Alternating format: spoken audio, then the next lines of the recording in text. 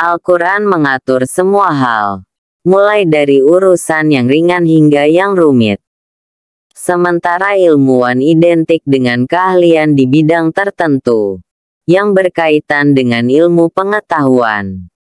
Tidak sedikit rupanya, orang-orang yang bergelut dengan ilmu pengetahuan, kemudian mendapatkan hidayah untuk bisa menerima kebenaran Al-Quran. Berikut 5 ilmuwan yang akhirnya memeluk Islam setelah penelitian ilmiah yang mereka lakukan, ternyata jawabannya ada di Al-Quran.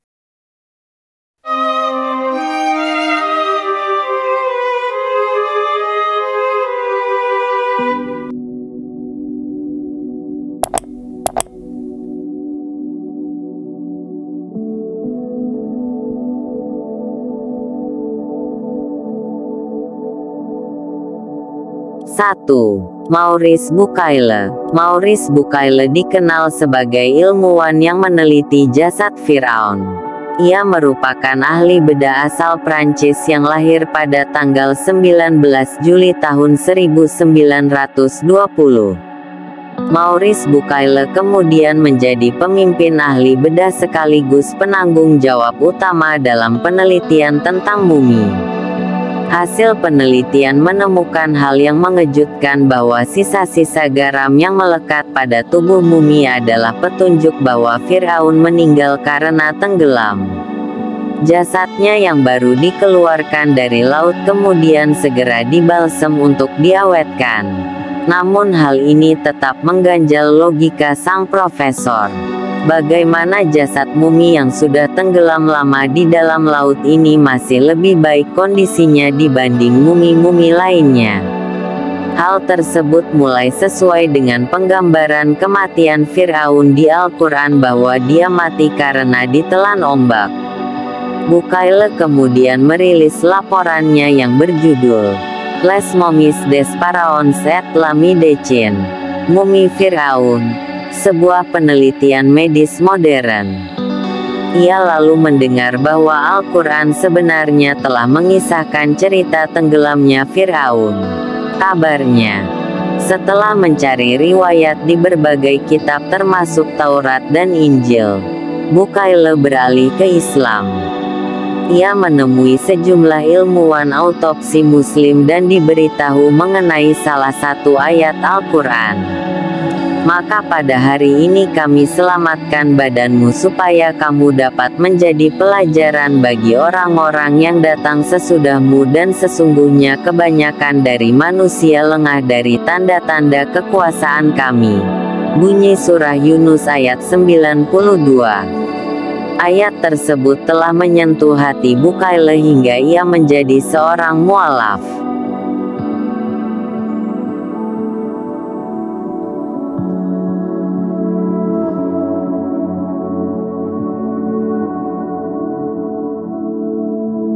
Dua.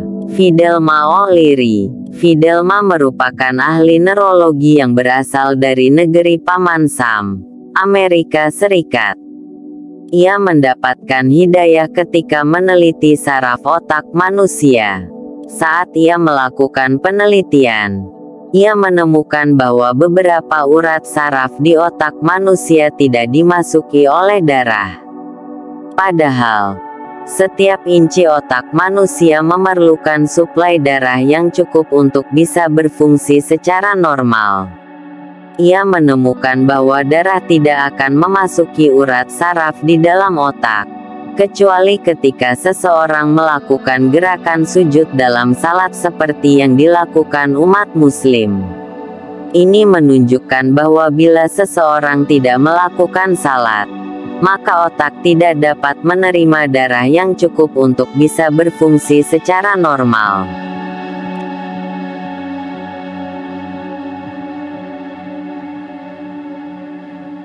Tiga.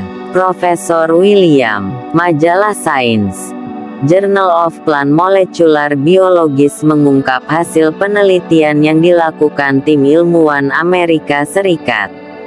Tim meneliti suara halus yang tidak bisa didengar oleh telinga manusia. Suara itu keluar dari tumbuhan dan peneliti merekamnya dengan alat perekam canggih. Dari alat perekam itu, getaran ultrasonik diubah menjadi gelombang elektrik optik yang dapat dipantau di monitor. Para ilmuwan ini kabarnya membawa hasil penemuan mereka ke hadapan tim peneliti Inggris di mana salah seorangnya adalah peneliti Muslim. Mengejutkan, getaran halus ultrasonik yang tertransfer dari alat perekam menggambarkan garis-garis yang membentuk lafaz Allah. Ilmuwan lalu kagum dengan apa yang mereka saksikan. Peneliti Muslim lalu memberikan hadiah berupa mushaf Al-Quran dan terjemahannya kepada Profesor William, salah satu anggota tim peneliti Inggris. Pada suatu kesempatan, sang profesor mengatakan bahwa dalam hidupnya, ia belum pernah menemukan fenomena semacam ini. Dan tidak ada seorang ilmuwan pun dari mereka yang melakukan pengkajian yang sanggup menafsirkan apa makna dari fenomena ini. Begitu pula tidak pernah ditemukan kejadian alam yang bisa menafsirinya. Akan tetapi, satu-satunya tafsir yang bisa kita temukan adalah dalam Al-Quran. Hal ini tidak memberikan pilihan lain buatku selain mengucapkan syahadatain, ungkap William. 4. Jacques Yves Cousteau, seorang ahli oceanografer dan ahli selam terkemuka dari Prancis. Jacques Yves Cousteau melakukan eksplorasi bawah laut. Tiba-tiba ia menemukan beberapa kumpulan mata air tawar yang tidak bercampur dengan air laut. Seolah ada dinding atau membran yang membatasi keduanya. Lalu, suatu hari ia bertemu dengan seorang profesor Muslim dan menceritakan fenomena itu. Profesor itu teringat pada ayat Al-Quran tentang bertemunya dua lautan pada surat Ar-Rahman ayat 19-20. Dia membiarkan dua lautan mengalir yang keduanya kemudian bertemu. Antara keduanya ada batas yang tidak dilampaui masing-masing. Bunyi surah Ar-Rahman ayat 19-20. Mendengar ayat-ayat Al-Quran itu, Cousteau kagum dan dikatakan ia memeluk Islam. Sekadar informasi, Jacques Yves Cousteau lahir di Prancis pada tanggal 11 Juni tahun 1910 dan meninggal dunia di Paris pada tanggal 25 Juni tahun 1997.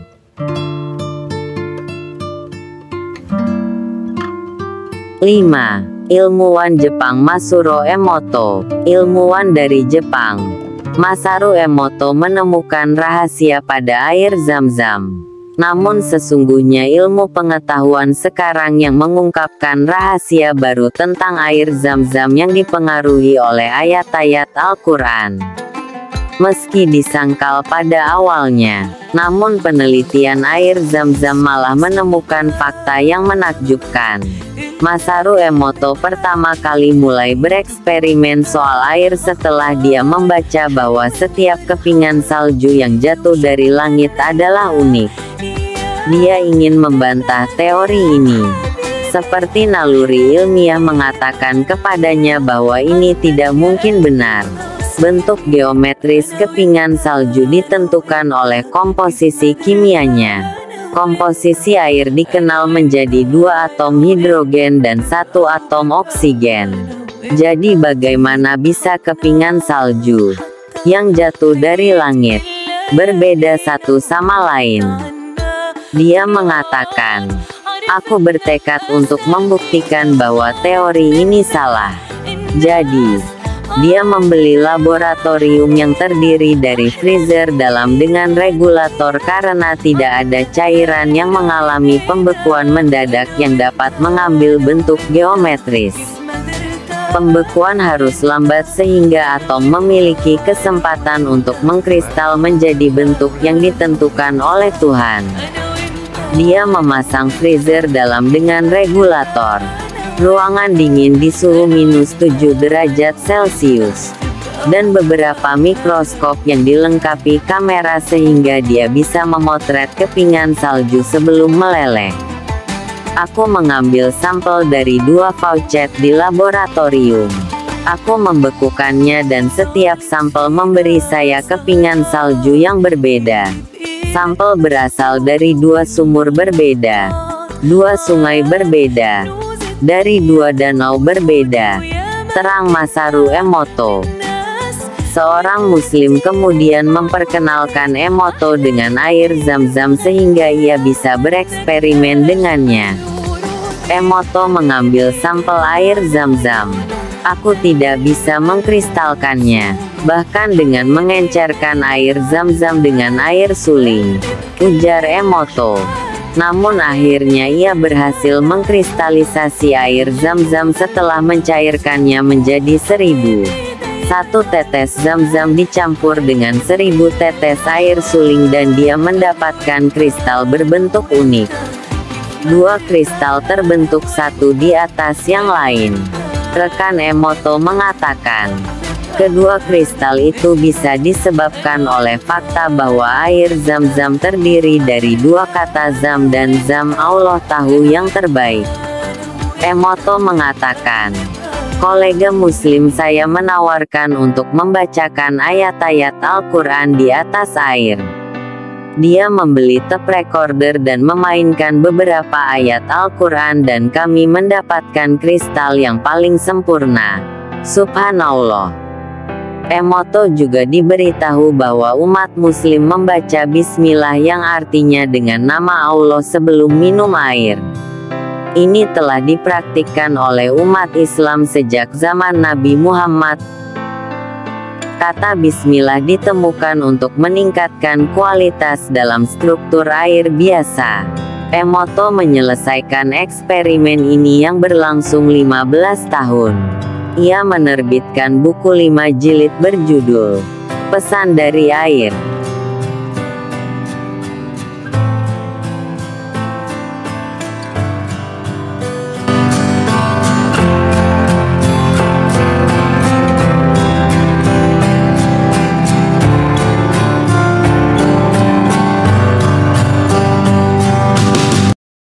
Demikianlah video kali ini, semoga bermanfaat bagi kita semuanya. Dan semoga ilmuwan mualaf tersebut istiqomah dalam Islam sampai ajal menjemput mereka. Dan apabila mereka yang sudah meninggal, semoga Allah tempatkan di tempat yang paling tinggi yaitu surganya Allah Subhanahu wa Ta'ala. Dan semoga karya-karya mereka menjadi ladang pahala bagi mereka. Sekian dan terima kasih. Assalamualaikum warahmatullahi wabarakatuh.